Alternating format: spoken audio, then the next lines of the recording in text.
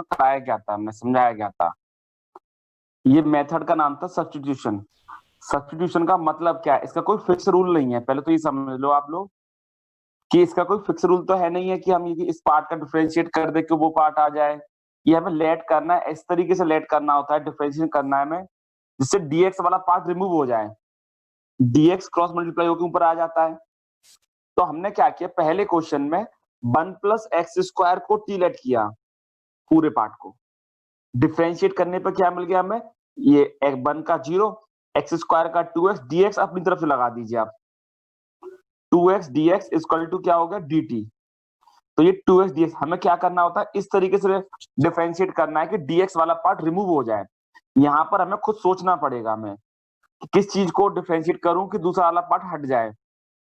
तो हमने क्या किया, 1 plus x square t let किया, dt upon t log t plus answer आ गया था। इस वाले में अगर मैं x को लेट करता, पहले सोचो आप जरा कि हम अगर x को लेट करते हम तो क्या होता, डिफरेंशिएट करने 1 आता, तो फिर dt पर log x रह जाता, प्रॉब्लम कर रहा था। तो हमने क्या किया, log x को लेट किया t, इस बार log x का डिफरेंशिएशन क्या होता है 1 अपॉन x और dt अपॉन का dx हो जाता। तो 1 upon x dx equal to dt आ गया, वैल्यू रख दी t स्क्वायर dt, आंसर हो गया था। फिर t की वैल्यू लगा ही देंगे, सब्स्टिट्यूट कर देंगे दोबारा से हम। मतलब कि हमें सोच फिर के, हम घूम फिर के हमें ऐसी बात सोचनी है हमें जिसका डिफरेंशिएट करने पर वो आंसर आ जाए पर्टिकुलर। अब की अगले वाले क्वेश्चन में कोई ट्रिक नहीं बन रही थी, बने कोई फायदा नहीं हो रहा था, x plus x log x, तो हमने कॉमन ले लिया। कॉमन लेके देखा मैंने तो 1 प्लस लॉग एक्स को लेट किया था मैंने कल, जिसका डिफरेंशिएट करने 1 अपॉन एक्स डीएक्स dt हट गया, फिर दोबारा से पूरा dt upon T, direct answer हो गया। तो हमें एक ऐसे पार्ट को थिंक सोचना है मैं जिसको डिफरेंशिएट करने पर वो वाला पार्ट हट जाए। चलिए अब एक क्वेश्चन और लेते हैं हम। अब क्वेश्चन नंबर 4 है, अब समझना, अब आपको आज समझ में आने लग जाएगा सब लोगों को। Integral of sine x cos log x है बेटा, सॉरी कुछ लिख गया, अरे कुछ मत लिख गया, सॉरी, साइन कॉस एक्स है ये तो, sine x sign cos x, ये क्वेश्चन है हमारे लिए, इसका इंटीग्रल करना है। अब इसमें किस चीज को लेट करूं कि हमारा आंसर डिफरेंशिएट करने पर मैच कर जाए हमारा। देखो साइन का फंक्शन दे रखा है कॉस एक्स, पूरा ये एक टर्म है हमारा, इधर साइन एक्स एक फंक्शन है हमारा। अगर साइन एक्स को लेट करूंगा तो कॉस एक्स डीएक्स जरूर हो जाएगा, पर लेकिन जुड़ा हुआ है इससे, अकेला एंगल थोड़ा चेंज हो जाएगा, पूरा चेंज होना चाहिए था। तो हमने इसके एंगल को ही लेट किया मैंने, इसीलिए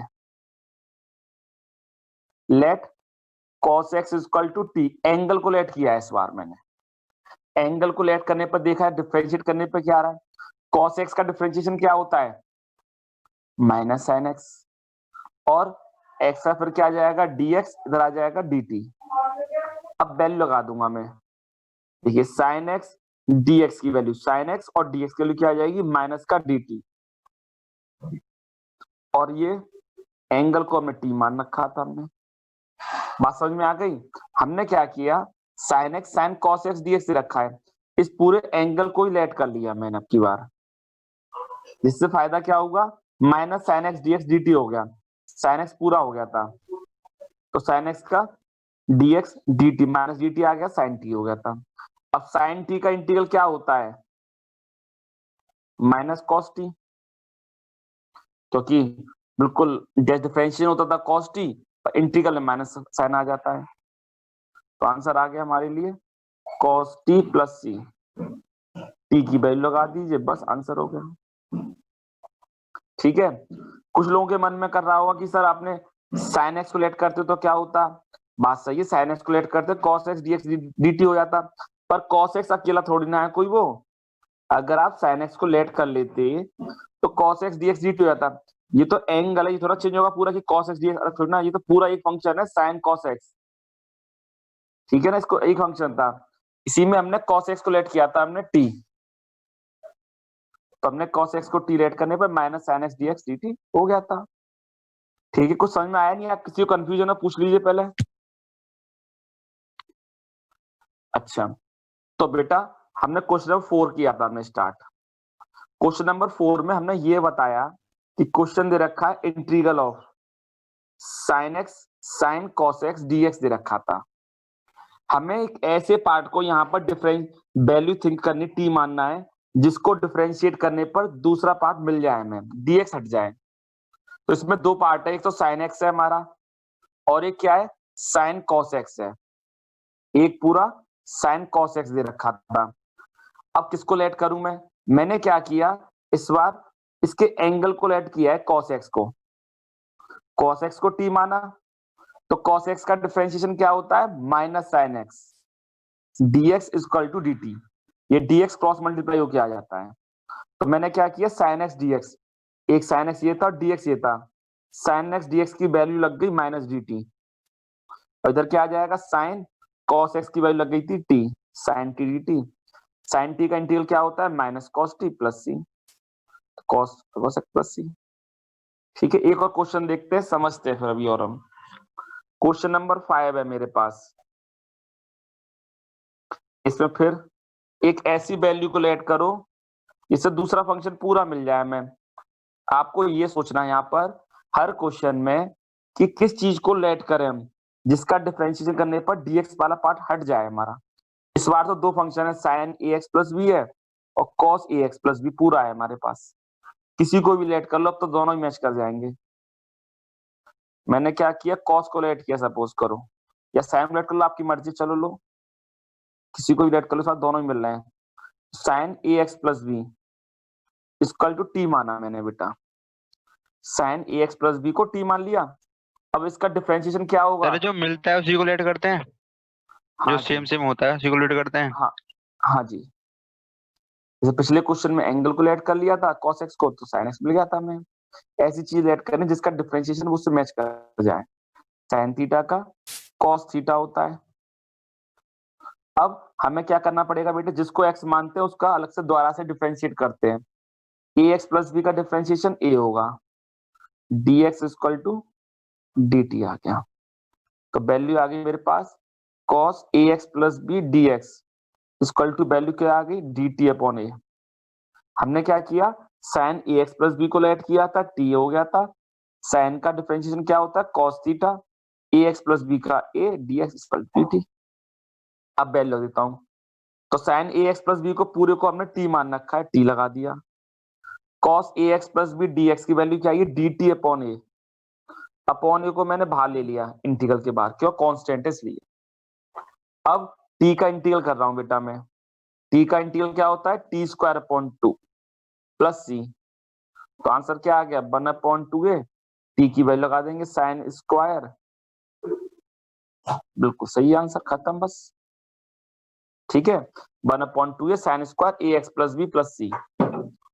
जरूरी नहीं है साइन को ही मानो, आप कॉस को मान ले तो अलग आंसर हो जाएगा।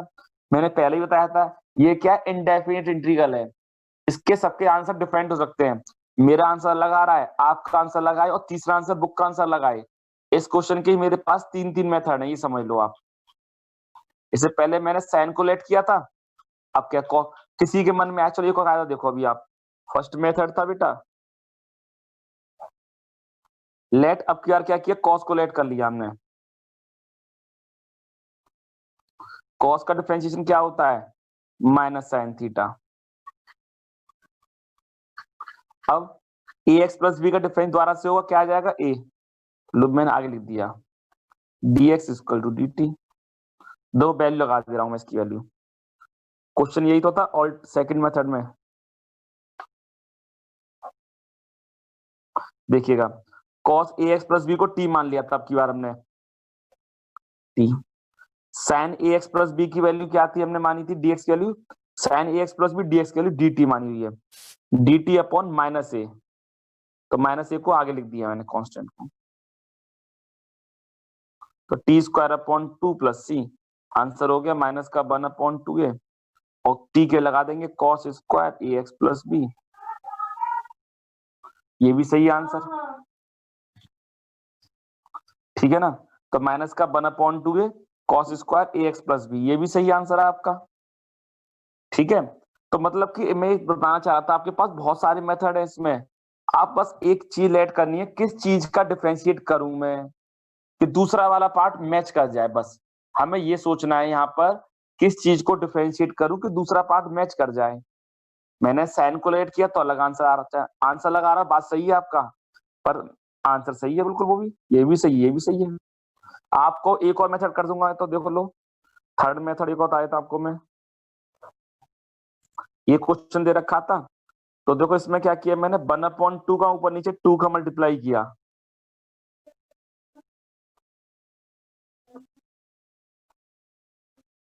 ये क्वेश्चन था sign A x plus B cos A x plus B, इसमें मैंने ऊपर नीचे 2 का मल्टीप्लाई डिवाइड कर दिया। अब ये एक अलग आइडेंटिटी बन गई, साइन 2 ए एक्स प्लस बी dx। ये पढ़ा हुआ है आपने, sign 2a, 2 sign A cos A का फॉर्मूला क्या होता है, साइन 2a, तो लग गया फॉर्मूला। अब क्या करें, ये एंगल को लेट कर लेते हैं इसके हम, 2 इंटू ए एक्स प्लस बी, तो 2 ए प्लस 0 था, ए डी एक्स आ गया, लगा दीजिए वैल्यू, तो 1/2, ये कितना आ जाएगा, साइन टी dx की वैल्यू dt अपॉन 2a, तो 1/4a साइन टी का इंटीग्रल माइनस कॉस टी, तो आंसर आ गया भाई -1/4a। मैं आप लोगों को ये समझाना चाह रहा था मैं, कि आप लोग घबराएं नहीं, आपका आंसर सही है बिल्कुल, कि हमारे एक क्वेश्चन की मैंने 3 मेथड आंसर निकाल, 3 तरीके से आंसर निकाल के दिखाया आपको मैंने। बुक में कोई सा शायद ये वाला दे रखा होगा, एक ये वाला आंसर, कोई सा, और तीनों आंसर, तीनों पे नंबर पूरे नंबर मिलेंगे आपके। तो हमें बेसिकली सोचना क्या इस मेथड है, बात समझना अब आप, हमें ये सोचना है किस चीज को लेट करूं मैं, किस, हमारा dx वाला पार्ट हट जाए हमारा कैसे भी करके, और पूरे क्वेश्चन में कहीं पर भी x ना रहे, कहीं पर भी x नहीं आना चाहिए। अगर ax प्लस बी को लेट करा, तो फिर ये, अगर ax प्लस बी यहाँ लेट करता बेटा में, तो फिर ये साइन ax प्लस बी जाता। इस बार मैंने क्या किया, पूरे साइन को लेट किया था, तो आंसर मिल गया हमें। या कॉस को लेट कर लो, आपकी मर्जी, किसी को भी लेट कर सकते हो, बस ऐसा पार्ट लेट करना है जिसके डिफरेंशिएट करने पर सारे x हट जाए, x वाली टर्म, और dx भी हट जाए ऑटोमेटिक। ठीक है, किसी को कुछ पूछना हो तो पूछ लो यार, अभी भी कोई कंफ्यूजन हो रहा हो तो पूछो। वैसे अब आपको समझ में आने लग जाएंगे, देखना, अब आपसे पूछूंगा मैं किसी से, अब आपसे पूछूंगा, अब आप खुद बोलोगे आंसर, अब इसको लेट करेंगे, अब देखना अब किसी को प्रॉब्लम नहीं आने वाली, अगर इसने 5 को ढंग से सुन लिए होंगे तो। अब ए एक्स प्लस बी का इंटीग्रल करना है मैं अंडर रूट में, किस चीज को लेट करें आप बताओ, कोई भी बताओ जरा, पूछता हूँ किसी से मैं, एक ही टर्म ही यही है, ए एक्स प्लस बी, ए एक्स प्लस बी को लेट करेंगे, सब क्लियर है अब तो सीधा। वैसे अब याद रखना आप, जो अंडर रूट के अंदर हो टर्म, उसी को लेट कर लो, जो पावर मतलब स्क्वायर रूट, क्यूब रूट, जो भी एक तरीके से उसके अंदर है ना, उसी को लेट कर लीजिए आप। तो बेटा let A x plus B को लेट किया हमने टी। अब ए एक्स प्लस बी का डिफरेंशिएशन क्या होता है, A D x equal to क्या हो गया, डी टी। क्लियर है, तो भाई लगाए देखो जरा, इसकी वैल्यू क्या आएगी, अंडर रूट टी, और dx की वैल्यू क्या थी, dt अपॉन ए कांस्टेंट था, ए को मैंने बाहर ले लिया बस, तो ये आंसर हो गया। t की पावर 1/2 का इंटीग्रल क्या होगा, 3/2 प्लस का c, 2/3a, और t के लगा देंगे हम ax प्लस b की पावर 3/2 प्लस c। तो हमने क्या किया, एक बार समझाते हैं हम। सबसे पहले हमने क्या किया बेटा, AC वैल्यू को लेट करते हैं हम, जिसका dx हट जाए हमारा, तो पूरा हमने ax प्लस b को पूरा लेट कर लिया इस बार हमने। तो ax प्लस b का डिफरेंशिएशन क्या होता है, only a equal to dt upon dx, तक क्रॉस मल्टीप्लाई कर दिया, a dx equal to dt हो गया था, तो dx की वैल्यू क्या आ गई, dt अपॉन ए थी, तो √2 dt, a कांस्टेंट है इसलिए बाहर लिख दिया उसको हमने। अब t की पावर 1/2 का इंटीग्रल क्या होगा, तो 1/2 प्लस 1 3/2 अपॉन 3/2 प्लस, ये आंसर हो गया बस। ठीक है, अब क्वेश्चन नंबर 7 देखते हैं जरा, x under root x plus 2, इसमें किस चीज का इंटीग्रल कर रहे हैं बताओ जरा, कोई अब तो लिख के तो बता सकते हो आप लोग। सर x का डिफरेंशिएशन करेंगे बेटा, तो फिर dx dt हो जाए, पर x रह जाएगा ये वाला, x प्लस 2 को मान, मैंने बताया था जो पावर रूट के अंदर स्क्वायर रूट, क्यूब रूट, कुछ उसी को वैल्यू को मानो आप, ऐसा करो अभी आप। लेट x प्लस 2 को हमने t माना हमने, तो बेटा dx इक्वल टू क्या हो जाएगा, dt। चलिए अब वैल्यू देते हैं अब हम, तो यहाँ पर क्या हो जाएगा, x प्लस 2 को t माना था आपने, ये अंडर रूट t हो गया है और dx का dt आ गया, पर ये वाला तो x रह गया। इस x की वैल्यू क्या हो सकती है, अब x तो हम लिख नहीं सकते, तो x की वैल्यू यहाँ से दोबारा निकालेंगे हम। x की वैल्यू क्या होगी, t माइनस 2। x की वैल्यू क्या थी बेटा, वो t माइनस 2 हो जाएगा। बात समझ में आ गया नहीं आ गया? हमने क्या किया, x प्लस 2 को पूरा लेट किया हमने t, तो x प्लस 2 का डिफरेंशिएशन क्या हो गया, 1 dt अपॉन dx था, तो क्रॉस मल्टीप्लाई करके dx इक्वल dt हो गया, वैल्यू रख दी हमने। अब ये x प्रॉब्लम कर रहा था, इस x की वैल्यू दोबारा से निकाल ली, x इक्वल टू क्या था, t माइनस 2, वैल्यू लगा दी हमने सीधी। अब मल्टीप्लाई कर दो, आपको मालूम है सिंगल टर्म बनाना होता है, t की पावर 3/2 माइनस 2t की पावर 1/2 dt। तो इसका इंटीग्रल क्या आ जाएगा, t की पावर 5/2 अपॉन 5/2 t की पावर 3/2 प्लस c। हमने पावर को +1 कर दिया, नीचे ऊपर नीचे, तो आंसर आ गया 2/5 t की पावर 5/2, 2 2 जा 4/3। अब t की वैल्यू लगा दो आप, t की वैल्यू क्या मानी थी, x प्लस 2 मानी थी बस। अभी एक बच्चे ने कहा था यहाँ पर कि सर हमने x को मानते तो क्या होता, चलो उसको भी सोचते हैं अब हम। तो समझ में आ गया, तो क्लियर तो सबको अब तो कि t माइनस 2 कहां से आ गया, अंडर रूट टी कहां से आ गया था, x प्लस 2 को t लेट किया था, x की वैल्यू लगाई t माइनस 2, सबको सिंगल वेरिएबल बनाने के लिए मल्टीप्लाई किया, 1 प्लस 1/2 3/2 और 2t किया 1/2 था, पावर ऐड कर गया अपॉन में आ गया आंसर बस ये।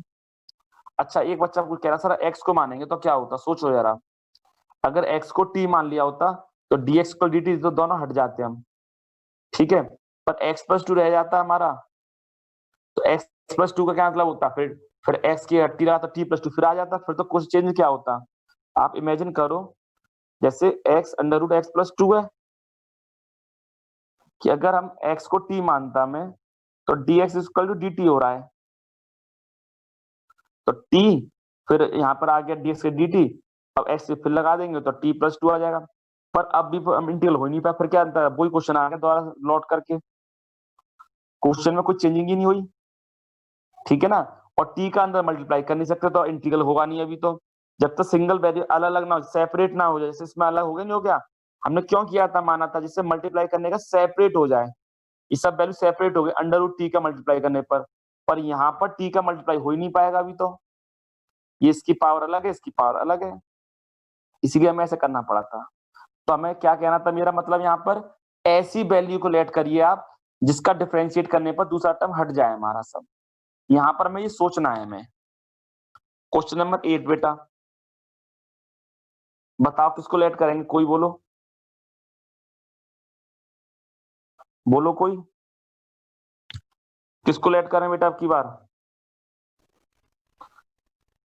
हाँ पावर रूट के अंदर है उसी को लेट करेंगे, बात सही है।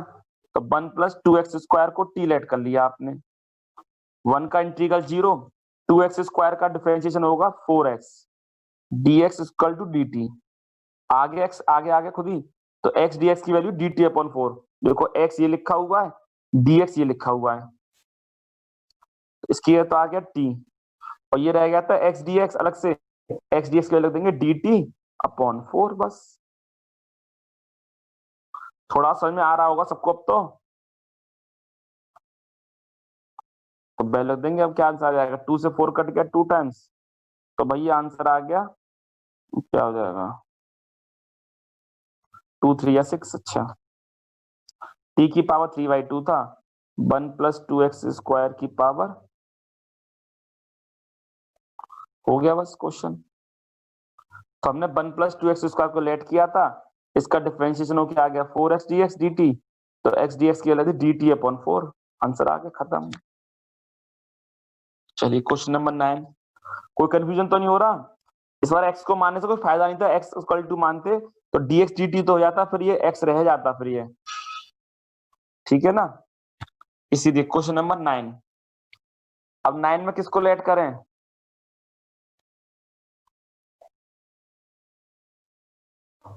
4x+2 अंडर रूट में x² प्लस x+1। बोलो कोई, किसको लेट करें? कृतिका आप बताओ किसको लेट करेंगे? Kritika sir under root x² plus x+1। Under root को नहीं, ओनली x² प्लस x+1 को लेट करेंगे आप बस। हम और सर इधर अंडर से रूट 2 कॉमन ले लेंगे। हाँ बढ़िया, ठीक है। अंडर रूट को कभी लेट नहीं करना हमें, क्योंकि फिर प्रॉब्लम बढ़ जाएगी फिर दोबारा से हमें। तो सही बात है, आपने सही बताया, 2x और x का differentiation 1, dx equal to dt आ गया था। तो हमारे पास 2x+1 की वैल्यू है और यहाँ पर 4x+2 दे रखा है। हमें मालूम पड़ रहा है इसमें से 2 कॉमन ले लूं बस में, तो खुद ही कंडीशन बन गई। सही बात है, आपने बिल्कुल सही जवाब दिया। तो 2 अब वैल्यू दूंगा 2x+1 dx की वैल्यू रख दी dt और यहाँ आ जाएगा अंडर रूट t की पावर 3/2 अपॉन 3/2।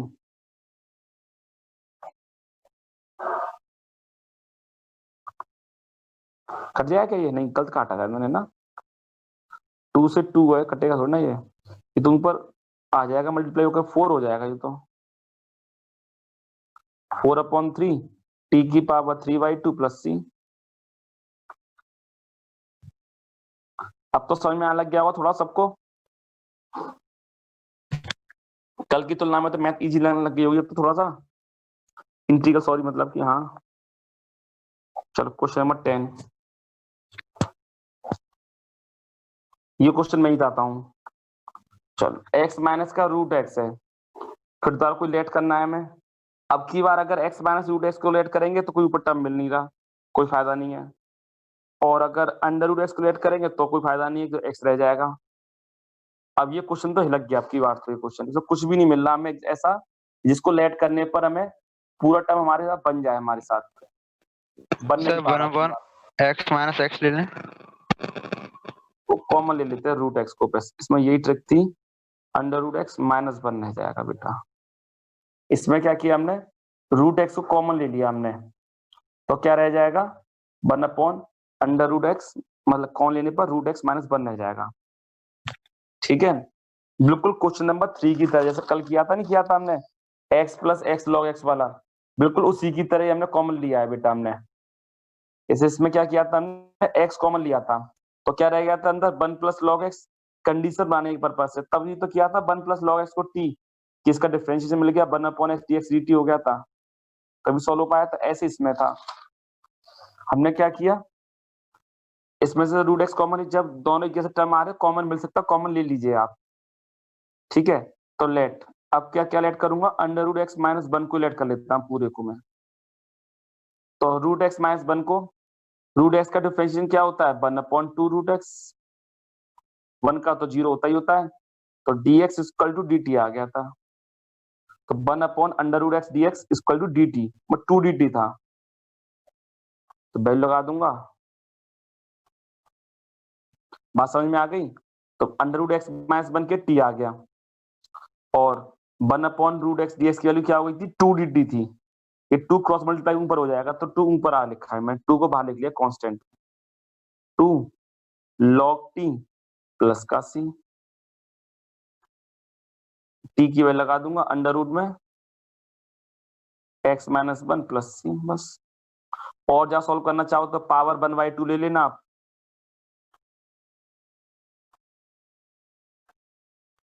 तो 1/2 आगे आ जाएगा। ये भी सही आंसर आप चाहो तो,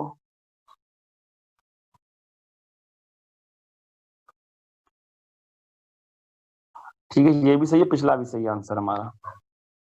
अच्छा, क्लियर है सबको, समझ में तो आ गया अब तो। अब एक किसी बच्चे से पूछते हैं, नाम लेकर फिर पूछते हैं हम, x अपॉन का अंडर रूट x+4 है, इसका इंटीग्रल करना है अब हमें, पूछते हैं एक बच्चे से। चलो कौन बताएगा, वरुण आप बताओगे? वरुण, वरुण नहीं हो, चलो फिर और कोई देखते हैं। नैन्सी आप बोलोगी?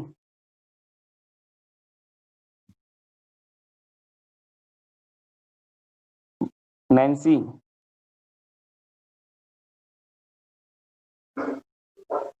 है भी नहीं क्लास में जी। हर्ष हर्ष सर x+4 को लेंगे। x+4 को लेट करेंगे। हाँ चलिए फिर आगे। x+4 का डिफरेंशिएशन क्या होता है? बोलो आप, आगे पूरा बोला करो, जो ये नहीं कि आधा नहीं बोलना हमें। x+4 को लेट के बाद सही है तो पावर रूट के अंदर तो उसको लेट करेंगे हम, अब वही लगा देंगे हम। तो अब ऊपर से तो देखो नीचे तो आ रहा है √t हो गया, पास सही है। dx की dt आ गया, ये भी सही है। अब x की वैल्यू क्या लगाऊंगा मैं? x की वैल्यू जो पड़ रही है, x की वैल्यू हाँ t-4 सही है। अब सबको अलग अलग सेपरेट कर लो बस। t/√t डिवाइड अलग कर दूंगा मैं, माइनस में 4 में √t का अलग डिवाइड कर दूंगा मैं।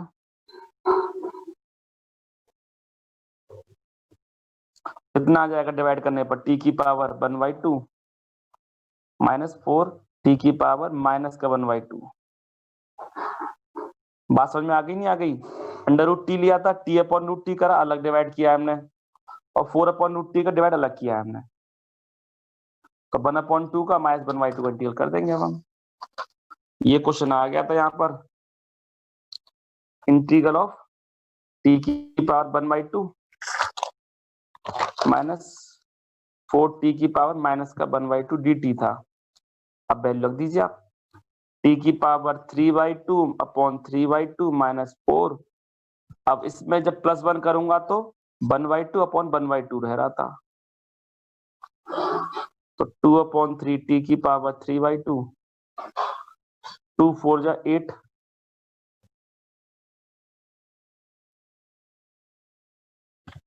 t की वैल्यू लगा दूंगा x+4, तो कि आपने x+4 लेट किया था इसलिए।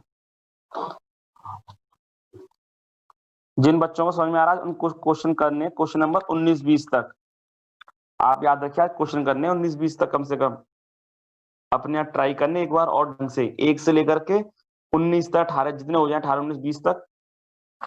चैप्टर इतना कठिन नहीं है पर, लेकिन अभी आप पता है स्टार्टिंग में 1-2 दिन आपको मेहनत करनी पड़ेगी ढंग से। नया नया टॉपिक पढ़ रहे हो, पहली बार पढ़ रहे हो आप, थोड़ा सा प्रॉब्लम तो हुई होगी स्टार्टिंग में, फिर आपको खुद ही याद पड़ जाएगी। x⁵ है। अब की बार बताओ किसको लेट करूं मैं? ये तो समझ में आ रहा होगा सब लोगों को कि लेट तो x³ - 1 को ही करेंगे, और कोई तरीका तो है नहीं, हमने बता चुके हैं पहले ही। पावर के अंदर वाले टर्म को लेट करना होता है, जो भी पावर के अंदर दे रखा होता है, ठीक है। तो x³ - 1 को ही लेट करेंगे, और कोई ऑप्शन है नहीं है हमारे पास, तो हमने x³ - 1 को ही लेट किया बेटा।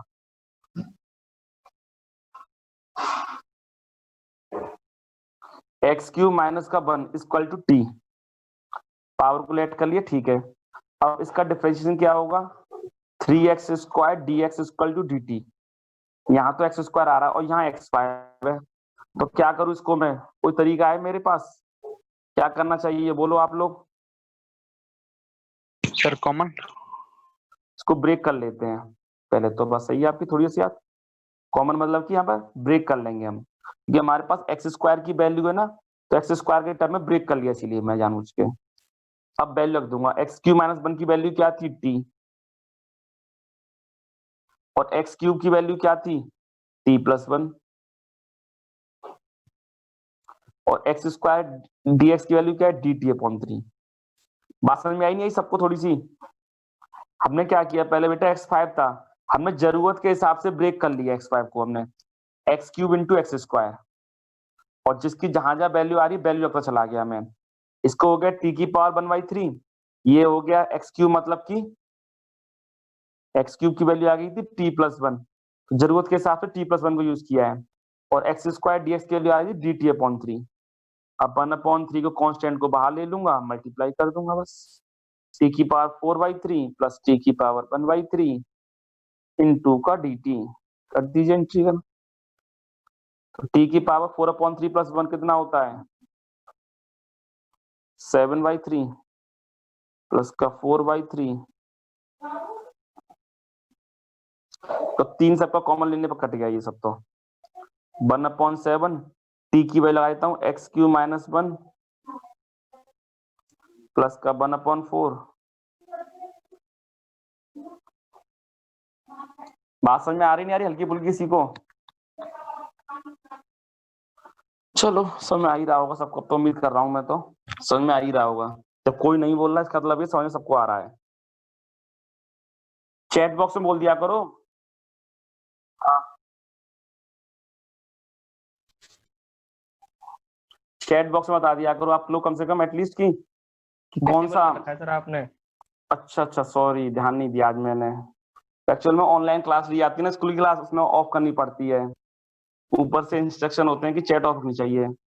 चलो ऑन कर दी दोबारा से मैंने। अब बता दीजिए किसी को लग रहा हो कंफ्यूजन की समझ में नहीं आ रहा है, कहीं पर भी कोई क्वेश्चन आपका पुराना निकल गया हो तो अब बोल दीजिए। अब भी बोल दीजिए, समझाने कहीं समझाना हो तो।